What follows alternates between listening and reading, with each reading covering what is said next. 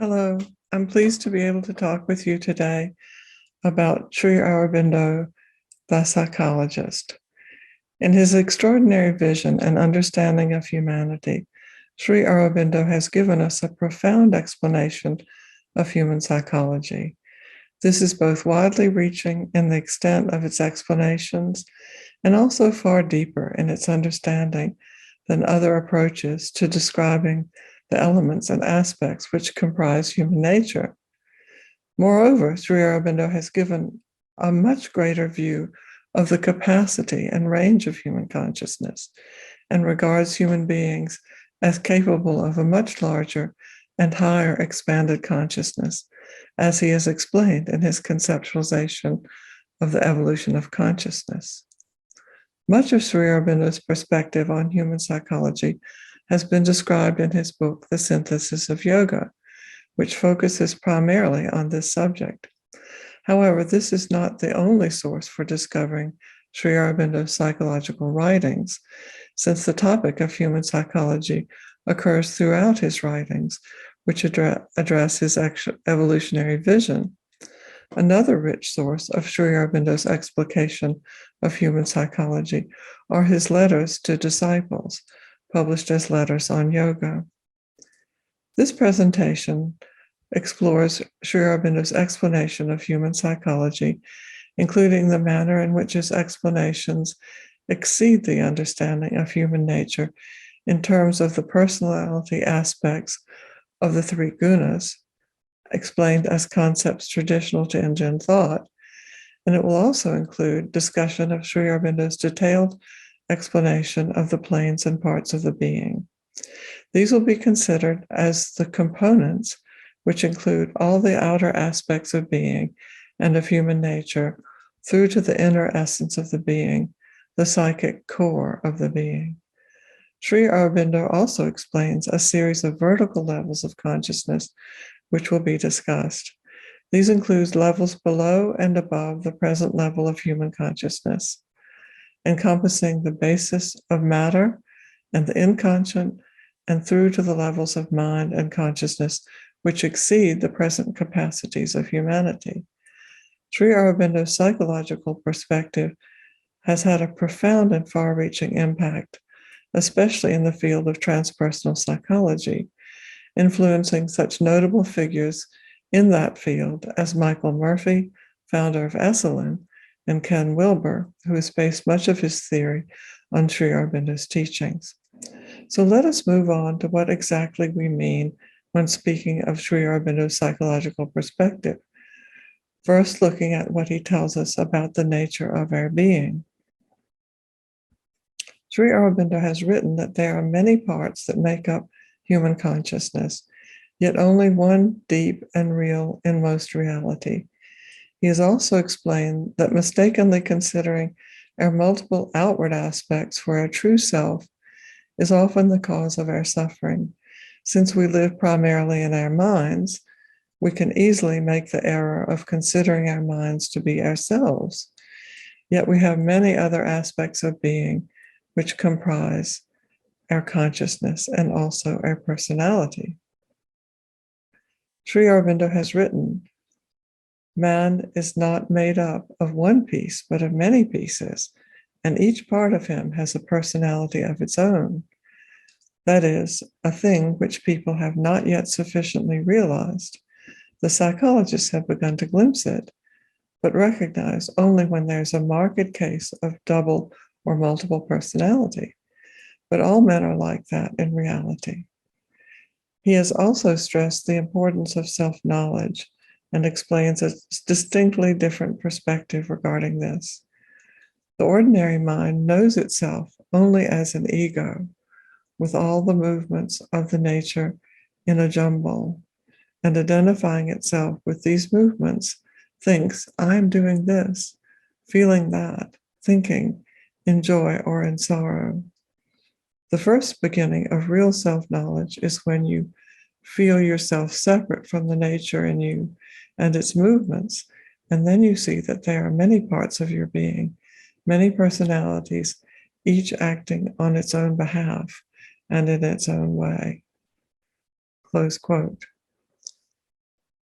Therefore, essentially, for the purpose of understanding Sri Aurobindo's explanations of human psychology, we need first to develop understanding of the breadth and depth of his explanations of the psychology of the ordinary human being, exploring this before proceeding to consider the higher ranges of being, which Sri Aurobindo sees as capable, humanity as being capable of manifesting. He regards human nature as having at its core the psychic being, the evolving soul. Implied in this is the acceptance of reincarnation. This is the center of the being, the psychic being, the eternal element which endures from life to life, evolving in the process. Initially, as the human being develops and becomes an individual, discovering that he is distinct from other people in his family and from others in his life in general, he has developed his ego. This is the process of individuation and is essential for life in the world. Sri Aurobindo asserts the importance of individuation and of developing the ego to the extent needed for this purpose. He explains that ego is necessary for the development of the individual, and that once the individual is fully formed, then the ego can be dissolved or transcended if one is a seeker in the practice of conscious or intentional yoga, especially in that case. The ego's sense of separate individuality serves an important purpose, since it helps us to distinguish ourselves from others and accomplish the important task of individuation. So its role in this is supported by the perception of our senses and the way these are interpreted at the mental level. We perceive ourselves as fully distinct and separate from one another. We also need to take some satisfaction in our sense of distinctness and how we are different from others. And in this awareness of ourselves as separate individual beings, we are able to become increasingly conscious of our individual capacities and natures. As we live and grow through experiences in life, we also become increasingly aware of ways in which we want to develop and improve ourselves. Our continuing sense of individuality, supported by the ego, enables us to do this, fostering individual progress through its sense of identity and its urge for us to accomplish and become what our ego sense values.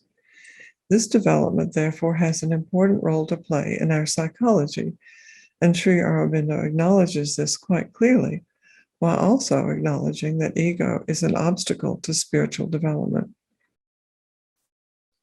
We could not function in the world without ego, and it serves to help us advance to perfecting much of our outer nature. Yet in yoga, ego assumes a different role and is considered as needing to be dissolved or transcended. To some extent, Sri Aurobindo is in harmony with those Western psychological thinkers, such as Heinz Hartmann and David Rappaport, who consider ego strength a positive component of personality, especially as long as this is in balance with the other elements of the being. So what are those other elements in Sri Aurobindo's terms? Sri Aurobindo describes what can be regarded as essentially a concentric composition of elements. These are the outer being, the inner being, and the inmost being. The outer and inner beings consist of physical, vital, and mental aspects or elements. Note that the term vital in Sri Aurobindo's terminology essentially means the realm of the emotions, our emotional being or nature. Sri Aurobindo explains that the outer being, quote, receives consciously only the outer touches and knows things indirectly through the outer minds and senses, end quote. Turning our attention to these, it is clear and obvious to us that the physical being of the individual is his or her body. The other elements of the outer being, the vital and mental, are more subtly conceived and are considered to have nuances, some of which go somewhat beyond our present discussion, types of vital aspects and types of or aspects of mind. Yet for purposes of discussion, we can identify these as the emotional being, the vital, and the mind or intellect, the mental being. Although they are separate elements of the being, they interact with one another, and the state of each can influence the others. For example, Sri Aurobindo explains that there is a mind of thought, the thinking mind, and also a physical mind and a vital mind. In brief, the physical mind can assume some characteristics of the physical consciousness, and the vital mind can assume some characteristics of the vital or emotional being.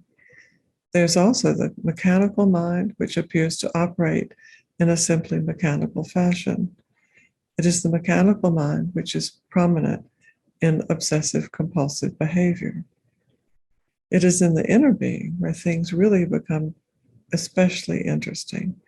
The inner being, Sri Aurobindo says, quote, is directly aware of the universal consciousness and the universal forces that play through us and around us. Consequently, the inner mind, vital and physical, communicate with the universal mind, life, and physical forces which surround us. The inmost being is the psychic being, the evolving soul. This is distinct as comprising the entirety of the inmost being. This is the inmost core of the being, the enduring spark of the divine within the individual being. Then we also have what surrounds us more immediately, the environmental consciousness. This is beyond our own individual nature.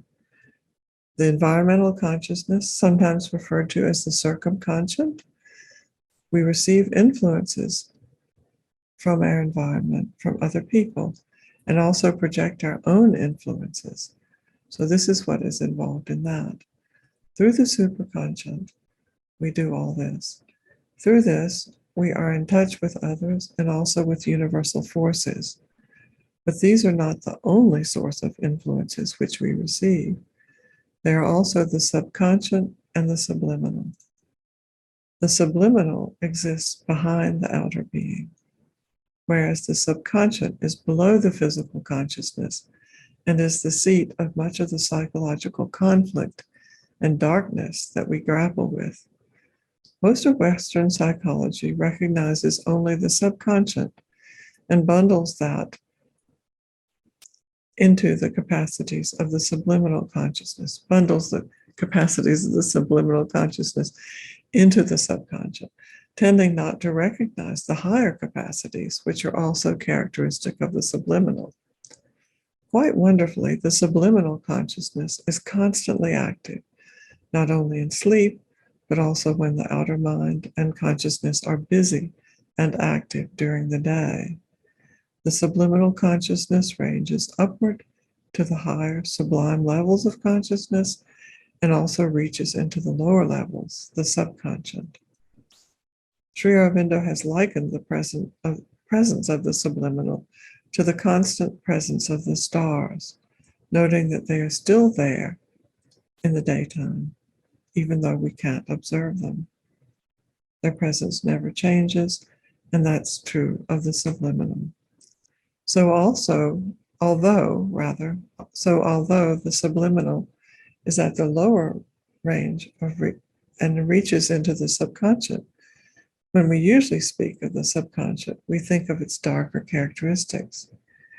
These are there in the subconscious, as Sri Aurobindo tells us, and they make up, quote, an obscure mind full of obstinate sanskaras, impressions, associations, fixed notions, habitual reactions formed by our past, an obscure vital full of the seeds of habitual desires, sensations, and nervous reactions, a most obscure material which governs much that has to do with the condition of the body. It is largely responsible for our illnesses. Chronic or repeated illnesses are indeed mainly due to the subconscious and its obstinate memory and habit of repetition of whatever has impressed itself upon the body consciousness. Close quote. Western psychology, especially psychodynamic psychotherapy, usually grapples with these aspects of the subconscious. Also, it usually does not make distinctions between the subconscious and the subliminal, but regards these as in combination as the subconscious. Sri Aurobindo explains that the darkness of our internal influences and conflicts can lodge in the subconscious. Here's a quote from him. These things, self-esteem, depression, etc., usually hide in recesses of the vital or the physical, in which there is not yet the full force of the peace and light. When they are quite driven out from there, they may lodge in the subconscious and send up suggestions from there. Thrown out altogether, they remain in the environmental consciousness and try to act from there. But then they are no longer part of one's own consciousness and are not felt as that, as such, but as something trying to come in from outside, end quote. To briefly review, the subliminal is behind the outer consciousness and can contain higher aspects of consciousness descending downwards to the less conscious regions, where we come to the subconscious, which is above the inconscient. Now, the inconscient is Sri Aurobindo's term for the basis of the physical world. It actually contains consciousness within it. He explains that it's consciousness which has forgotten itself. So in Sri Aurobindo's terms, there's no level of creation that is without consciousness. Within this perspective, it's also important to recognize the levels of consciousness which Sri Aurobindo identifies and which range from the deepest inconscient to the sublime levels of supermind, with Satchidananda even above it. These are the levels of consciousness explained in Sri Aurobindo's conceptualization of the evolution of consciousness. However, to explore these is a study in itself, and the focus of our talk today is on the more usual aspects of human psychology. We will come to these later and give a brief overview. So let us consider how all this tends to work in the usual characteristic consciousness operating in the outer being at the level of the thinking mind, the surface mind.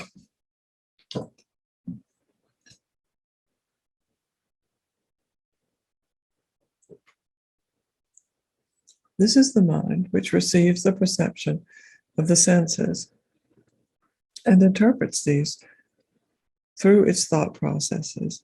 The faculties of the surface mind and the senses are the levels of mind, sometimes regarded to as types of mind, which Sri Aurobindo identifies as the thinking or thought mind, intellect, and the sense mind.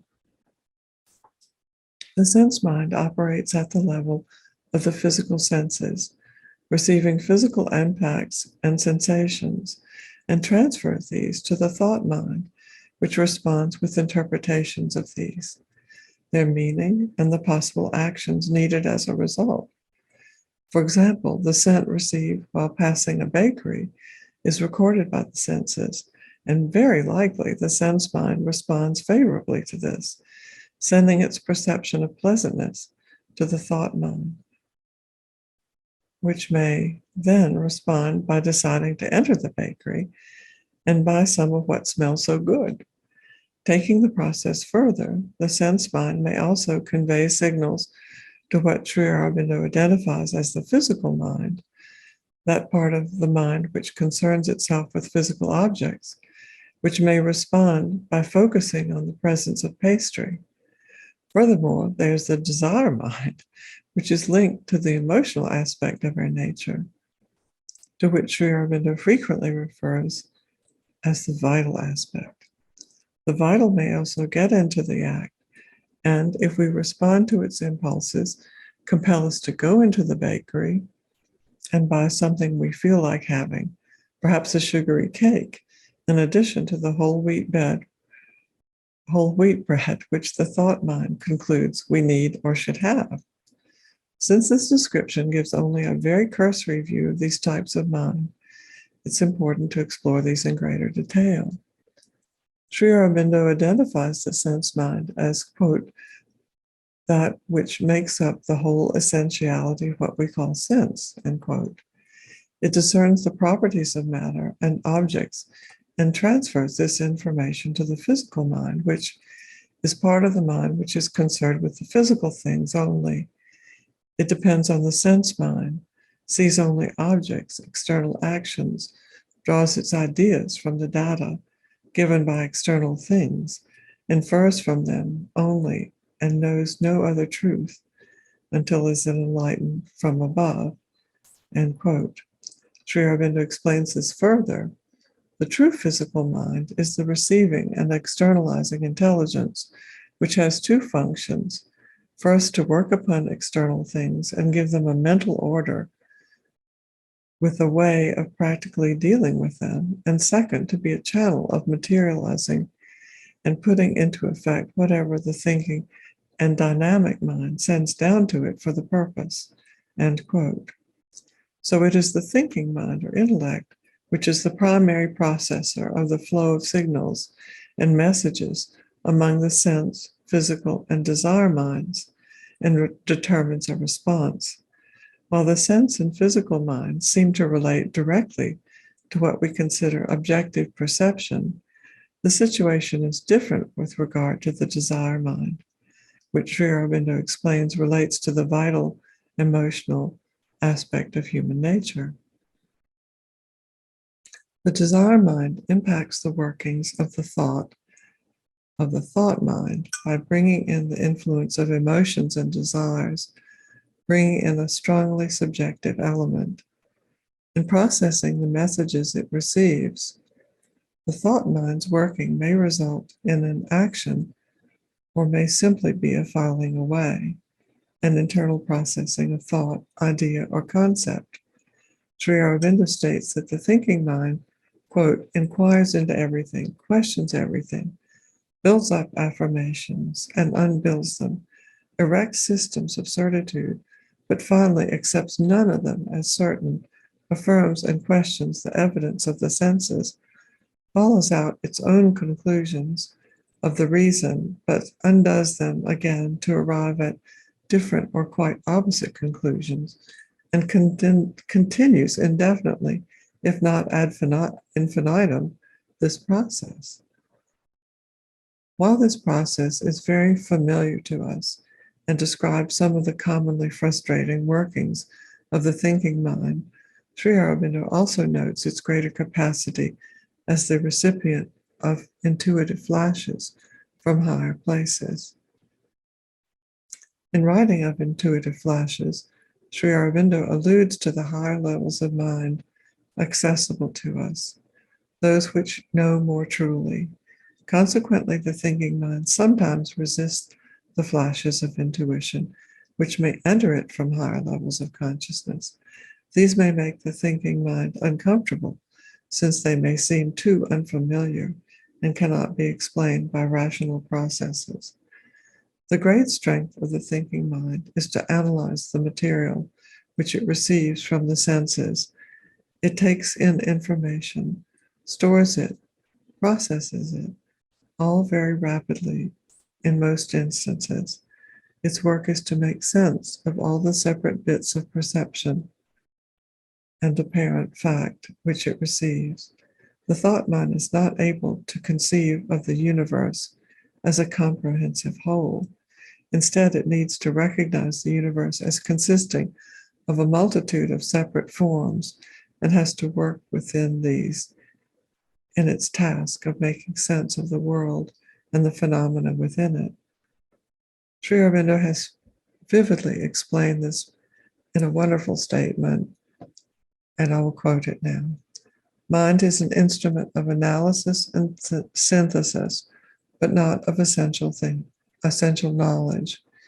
Its function is to cut out something vaguely from the unknown thing in itself and call this measurement or delimitation of it whole, and again to analyze the whole into its parts, which it regards as separate mental objects. It is only the parts and accidents that the mind can can see definitely, and after its own fashion know. Of the whole, its only definite idea is an assemblage of parts or a totality of properties and accidents, the whole not seen as part of something else or in its own parts, properties, and accidents, is to the mind no more than a vague perception. Only when it is analyzed and put by itself as a separate constituted object, a totality in a larger totality, can mind say to itself, "This now I know." And really it does not know. It knows only its own analysis of the object and the idea it has formed of it by a synthesis of the separate parts and the properties that it has seen. End quote.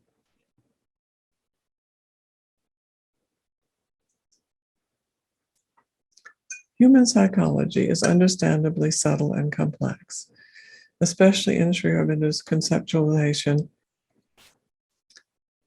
wherein so much more potential is considered and so many more aspects of influence are understood. Similarly to Western personality psychology, which identifies certain personality or dispositional traits, extroversion, neuroticism, conscientiousness, agreeableness, openness to experience, and which also considers them not to be rigid categories, but nevertheless identifiable as occurring in human personality. There are also the traditional psychological traits, the gunas, sattva, rajas, and tamas, which enter into Sri Aurobindo's explanations of human psychology. These are considered to be the same psychological traits as conceived in ancient Indian thought, and are considered as personality aspects which may or may not predominate in any given individual. More frequently, they are regarded as not determinative or definitive of any particular individual, but occurring in a vacillating interchange according to character and circumstances, as well as the nature of what the individual is engaged in at a given time. In brief, these are not fixed traits. In fact, Sri Aurobindo regards human beings as able to progress in consciousness and to alter their personality traits according to their aspiration for progress. In effect, one can change one's character. This can be progress which the individual aspires to accomplish, to make him or herself a better person in some way, or simply to achieve a greater sense of life satisfaction. However, since Sri Aurobindo conceives of life as unfolding in an evolutionary progression, it is this that, from his perspective, underlies the progress that is accomplished. It is essentially the psychic being, the inmost being, that drives the evolution, propelling the individual and, in fact, the whole of humanity in its pursuit of progress. This innate sense of the divine derives from the presence of the divine within the very core of the being, the psychic being. It is this, the spark of the divine, which drives the evolution of the individual and of humanity as a whole. The presence of the divine within the individual, in fact, within the entire manifestation, is described by Sri Aurobindo in his explanation of the involution of the divine in matter and his subsequent conceptualization of how this then makes possible, even inevitable, the evolution of consciousness. It is this essential fact of the divine presence which compels the evolution of the manifestation. At the physical level, the manifestation is at its lowest form of expression. Subsequently, the evolution becomes a process of rediscovery as the divine increasingly reveals its presence. Writing of the inevitability of evolution, Sri Aurobindo states, quote, "It was inevitable because that which is involved must evolve, for it is not only there as an existence, a force hidden in its apparent opposite, and to every such force must in its inmost nature be moved to find itself, to realize itself, to release itself into play, end quote. In order to properly consider the psychological perspective of Sri Aurobindo, it is most important to address the existential questions for which he provides answers. What is the purpose of human life? Why are we here? What gives our lives meaning? He has a wonderful statement, which I found not only inspiring, but extraordinarily profound. Sri Aurobindo writes that human beings are driven by an impulsion to seek knowledge and mastery in life, and explains the origin of the impulsion, its purpose in human life and development, and the components and processes of its expression. He briefly describes his conception of the pursuit of knowledge and mastery in relation to what he conceives as the central problem of human life in the following statement. The whole crux and difficulty of human life lies here. Man is this essential being. I'll rewind. The whole crux and difficulty of human life lies here. Man is this mental being, this mental consciousness, working as mental force, aware in a way of the universal force and life of which he is part, but because he has not knowledge of its universality or even of the totality of his own being, unable to deal either with life in general or with his own life in a really effective and victorious movement of mastery. He seeks to know matter in order to be master of the material environment, to know life in order to be master of the vital existence, to know mind in order to be master of the great obscure movement of mentality in which he is not only a jet of light of self-consciousness like the animal, but also more and more a flame of growing knowledge. Thus he seeks to know himself in order to be master of himself, to know the world in order to be master of the world.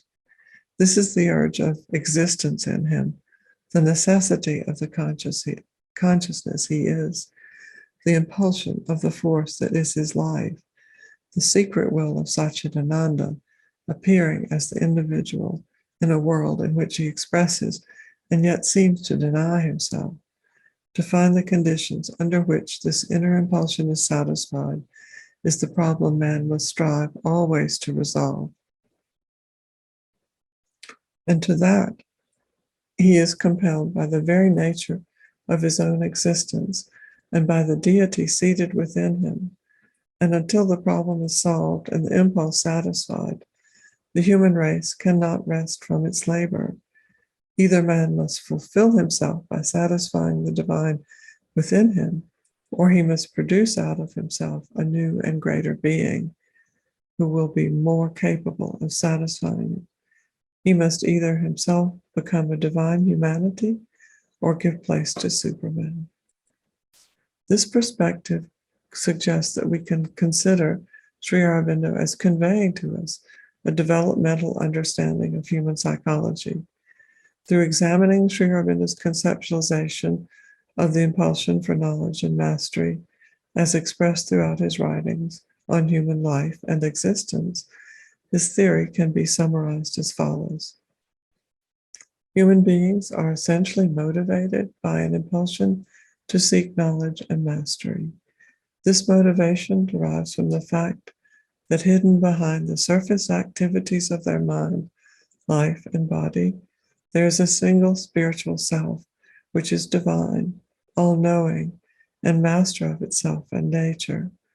This impulsion drives human beings to progress from initially seeking practical knowledge of the external world for physical survival, and then through a range of increasingly higher levels of knowledge and mastery. The knowledge and mastery which human beings seek is ultimately spiritual, for due to the limitations of the mind, life, and body, only spiritual knowledge and mastery can be complete. To attain spiritual knowledge and mastery requires spiritual development and discipline. The integral yoga developed by Sri Aurobindo leads to this attainment, and especially relevant to his theory of motivation is that part of it referred to as the path of knowledge.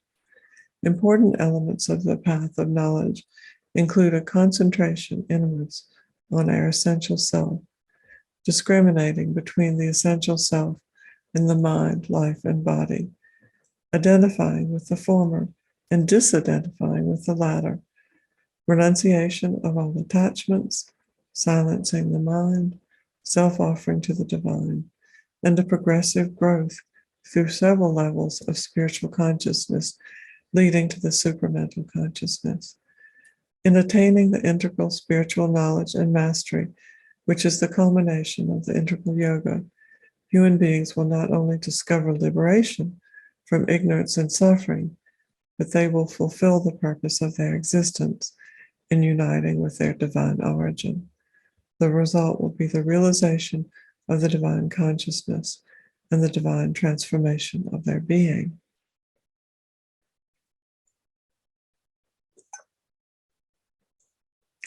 Essentially, the evolutionary progression, which Sri Aurobindo details in his conceptualization of the evolution of consciousness, lays out a developmental psychology, a developmental progression from the physical man to the vital man, and progressing onwards through the mental and onwards to other higher levels of consciousness, higher mental, illumined mind, intuition, supermind, onwards towards the fulfillment of Satchidananda. At each stage or level, the individual is driven onwards to fulfill the needs of that stage, somewhat as in Abraham Maslow's hierarchy of needs, but far exceeding this. In Sri Aurobindo's view, there is a progression in human consciousness and endeavor, which begins with the pursuit of knowledge and mastery of the material environment and leads eventually to the pursuit of higher spiritual knowledge. In this progression, human beings evolve in consciousness, the ultimate goal of which is union with the divine and the transformation of the being. Therefore, while human beings seek knowledge and mastery of life in the world, it is spiritual knowledge and mastery which they actually seek. While integral spiritual knowledge and mastery includes mastery of life in the world, this is not in itself the goal. Nevertheless, the attainment of spiritual knowledge results in mastery of life in general and progressively transforms all aspects of life of the individual. To the extent that Sri Aurobindo's perspective speaks to a developmental progression, it can be seen in the context of developmental psychological theory. We can consider Erikson and Maslow in these areas. For example, Erikson considered maturity to mean losing the fear of death, and Maslow's hierarchy of needs, while beginning initially at the material level with basic survival needs, wonderfully expanded to include needs beyond the most essential for human survival and satisfaction in life, extending to spiritual needs and their fulfillment, self-actualization, and finally transcendence, being added in the later stages of his developmental theory. In examining the stages which precede the spiritual stage, as described by Sri Aurobindo, we begin to focus on the physical life and the functioning of the human mind at this level before proceeding to examine the progression from this point. The physical mental being lives in the world of physical nature and its outer concerns, physical objects, material nature, and the individual's relation to these. The emphasis of life at this stage is on the outer reality. To the extent that the vital nature has a role to play, this is primarily related to instinct and impulse. The individual living in the physical mind uses mentality in practical ways and is not generally self-reflective. This is a necessary initial stage, in that its emphasis is on the physical survival and life at the material level of existence. As the basis for all that proceeds from our simply living in a material body, This is the essential starting point. Although the mind is capable of higher imaginings and aspirations, while at this stage in the evolutionary progression, the individual does not reach farther. Sri Aurobindo describes this. Progressing, and I quote, progressing onward and upward, the next stage is that of the vital or life mind. Consequently, this stage of development greatly enlarges the field of attention and endeavor in which we human beings are engaged. Covertly influenced by the subliminal being, and therefore somewhat secretly influenced by the psychic element, the individual at this stage of development is more driven by desire and aspects of life which give sensation and enjoyment or a sense of enlargement or power. We can see these characteristics in the adventurous, the bold, the lavishly creative among us. When freed from the stronger influences of desire and more mentally concentrated, Sri Aurobindo tells us that the individual at this stage may become, quote, the mental adventurer, the opener of the way to new mind formations, or the fighter for an idea, the sensitive type of artist, the dynamic poet, or the prophet or champion of a cause, end quote. He summarizes this, stating, the vital mind is kinetic and therefore a great force in working out evolutionary nature. The next stage above the vital level is that of pure mentality. At this stage, the focus is on the mind and the intelligence itself. This is the stage where the idealist, the scientist, and the philosopher emerge. Here the individual may also be influenced by the lower elements in one nature. This is to be expected since one continues to live on the material plane, but the physical and vital influences are not as strong as in the earlier stages and are more controlled by the intelligence and the will. So Sri Aurobindo explains that the development of the mental being is the highest stage in nature yet. Even so, it does not embody the capacity for transforming the being to its ultimate stage in the evolution.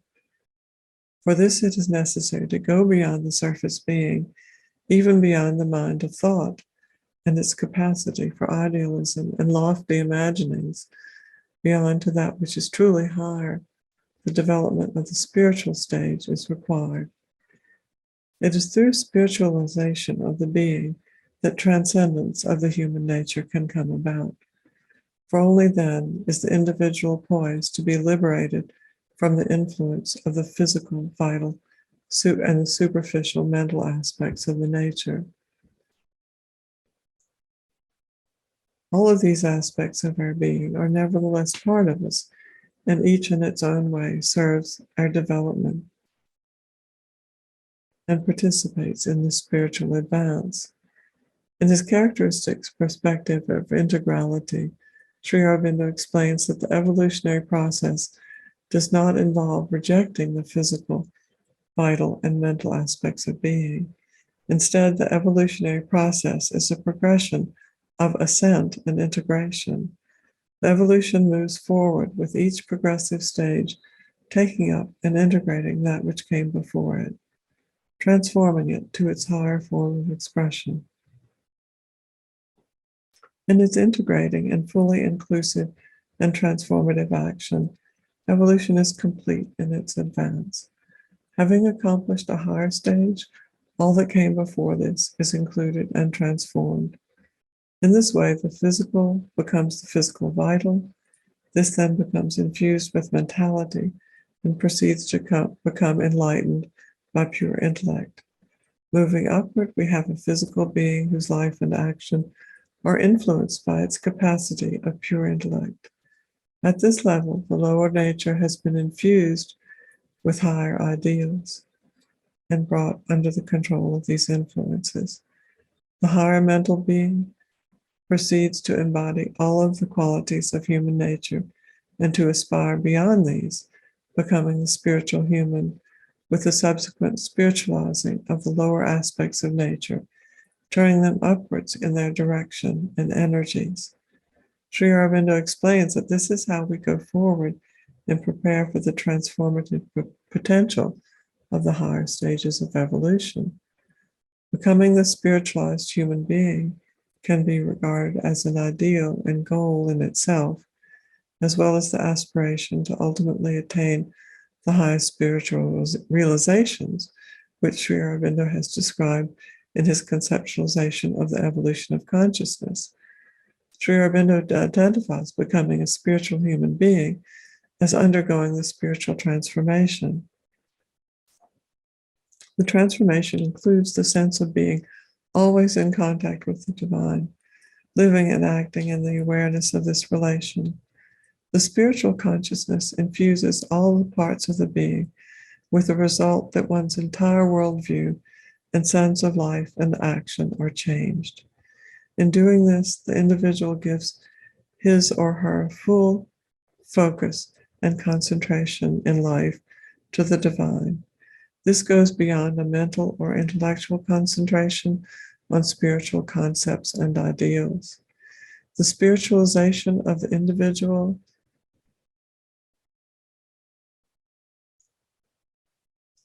constitutes a transformation of consciousness, even as the individual continues to live and act in the world. Of course, this does not mean that all areas of life do not need or merit attention. Sri Aurobindo has eloquently explained this to us in his extensive writings conceptualizing the Integralyoga. He has also asserted this understanding in his profoundly simple statement, "All life is yoga." With the spiritual transformation and with the higher stages of the evolution of consciousness, it is the consciousness that has been transformed, and the individual lives and acts from this newly developed state of being. Sri Aurobindo describes spiritual transformation as dynamic and powerfully affecting the being. Quote, "What I mean by the spiritual transformation is something dynamic, not merely liberation of the self or realization of the one, which can be very well attained without any descent. It is a putting on of the spiritual consciousness, dynamic as well as static, in every part of the being, down to the subconscious." End quote.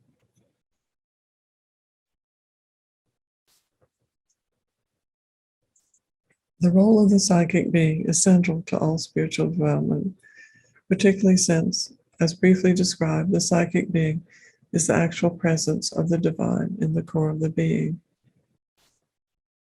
Sri Aurobindo writes of the psychic transformation as well as the spiritual transformation, and also explains how they complement each other. He describes the psychic transformation as preceding the spiritual transformation and as coming from within the individual. The psychic transformation occurs when the psychic being comes to the forefront and proceeds to rule the outer being and life, making a profound change. In the spiritual transformation, there is a descent from above, which comes in answer to the call from below within the individual being.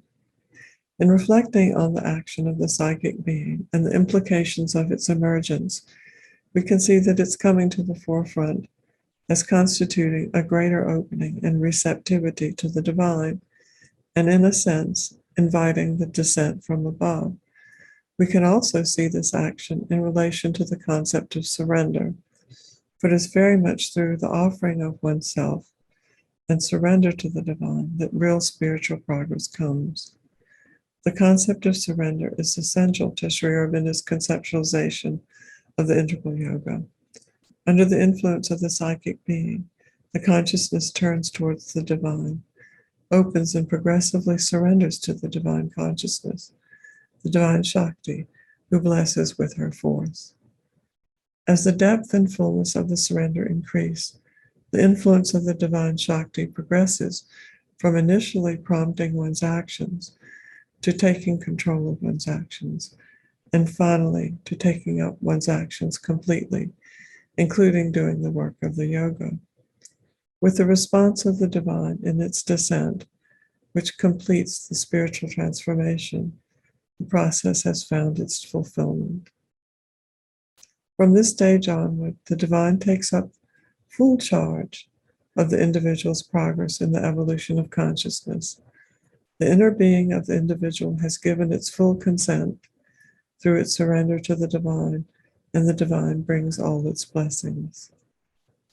In the earlier stages of human evolution, from the physical through to the mental, we can consider that the development is driven by egoistic self-interest, with this declining to some extent as the consciousness advances. In these stages, there is a return in life satisfaction, which relates directly to the enlargement and fulfillment of the physical, vital, and even mental drives. It is only when the mental being, supported by the higher occult influences of the inner vital, in turn driven essentially by the psychic being influencing the subliminal, it is then when the individual mental being develops a sense of something beyond, higher, wider, vaster than it can comprehend with the intellect, then that the power and influence of the ego begins to fade. Once the psychic becomes well developed and ultimately emerges, the connection with the divine becomes increasingly felt and recognized. As the experience of the divine increases, the sense of personal offering and surrender to the divine also increase. It is this process which enables the transformation from the mental to the spiritual being. The spiritual transformation then becomes the truly decisive step from the lower consciousness and opens the way for the extraordinary progression which Sri Aurobindo has explained in his conceptualization of the evolution of consciousness.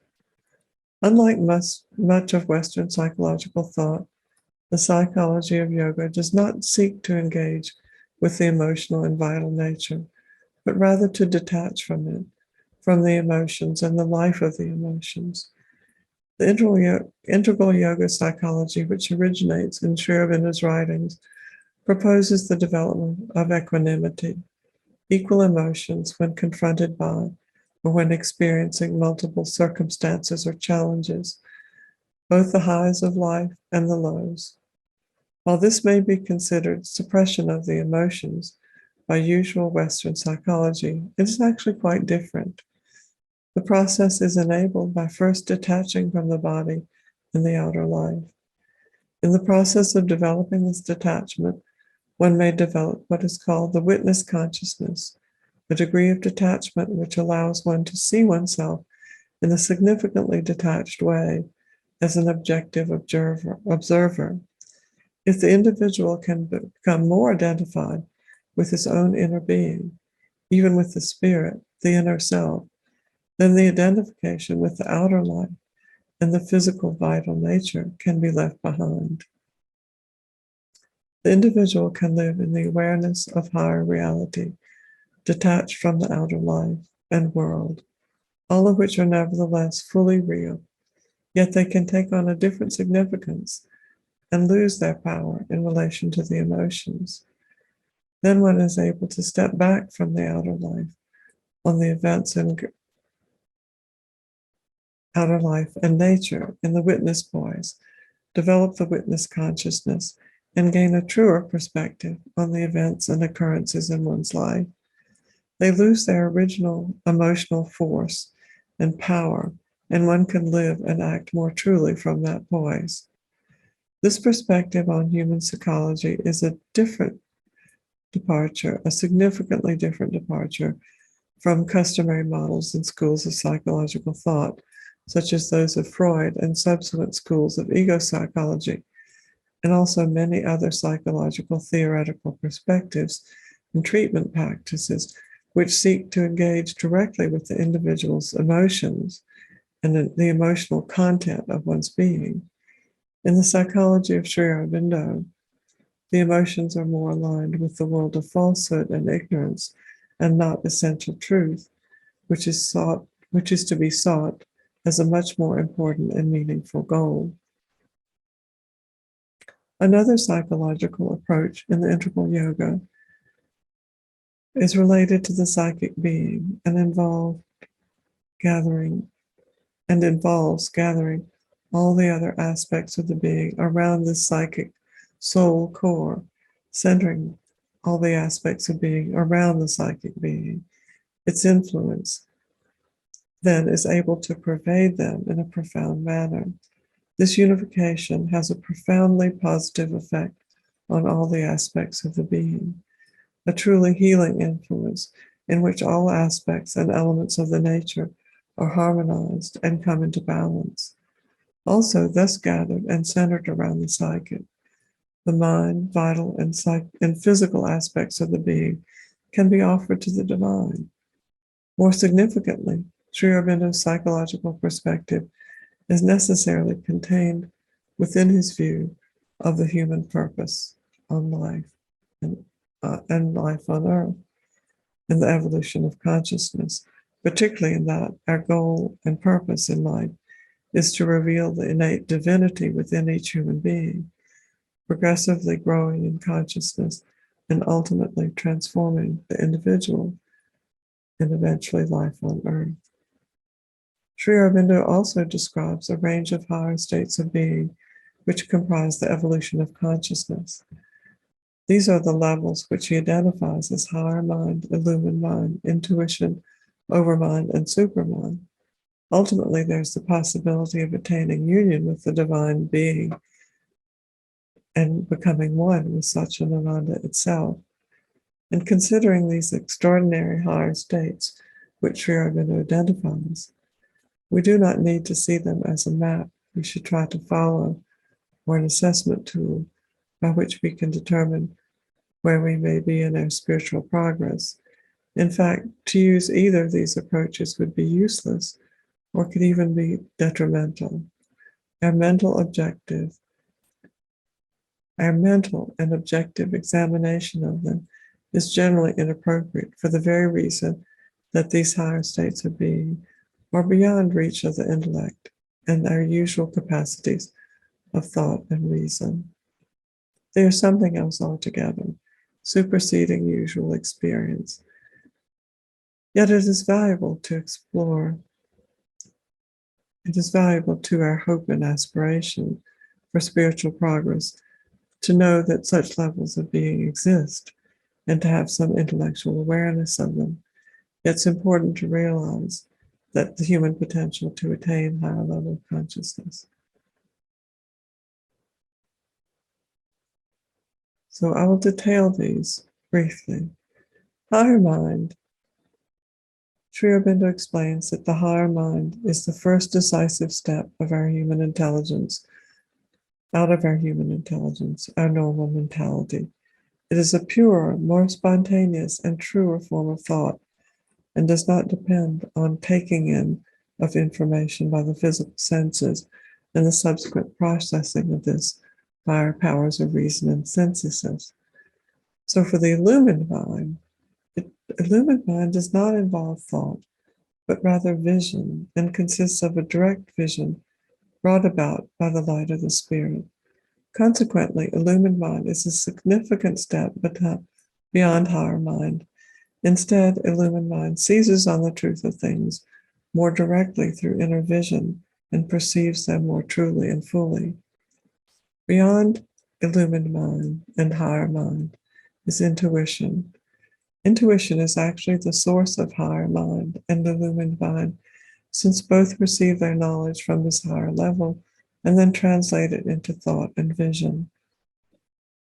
Intuition comes even closer to the fullest and truest knowledge, the original knowledge by identity, in which there's no separation, and the knower and the known are one. Overmind and cosmic consciousness. The overmind can be seen as associated with the cosmic consciousness, since it is usually necessary for the individual to have experienced the universalization of consciousness before ascending into the overmind and receiving its descent into the being. The cosmic consciousness brings a great widening and expansion of the consciousness and is essentially a universalization of the being. It occurs as a vast horizontal movement. the supramental and the Gnostic being. Remarkably, there's a level beyond the overmind. While Sri Aurobindo discovered intimations of this higher level in his study of the Vedas, he was actually the first to identify and describe the supramental consciousness. Sri Aurobindo explains that while the overmind has great transforming effects, only a descent of the supermind can effect complete liberation from the unconscious. Only the power and light of the supermind can penetrate and transform the unconscious embedded in matter. The progression from overmind to supermind brings a continued intensification of the effects of the Gnostic consciousness, as it becomes less constrained by the effects of mind and increasingly influenced by supramental light. This progression continues until overmind is transformed and becomes supermind. The result is an extraordinary transformation in which, to quote Sri Aurobindo, the supramental consciousness and force would take up the transformation directly into its own hands, reveal to the terrestrial mind, life, bodily being, their own spiritual truth and divinity, and finally pour into the whole nature the perfect knowledge, power, significance of the supramental existence. Thus we come to the culmination of Sri Aurobindo's developmental progression in the evolution of consciousness, which he actually regards as an unending progression. It is remarkable that Sri Aurobindo envisions such capacities for the human consciousness.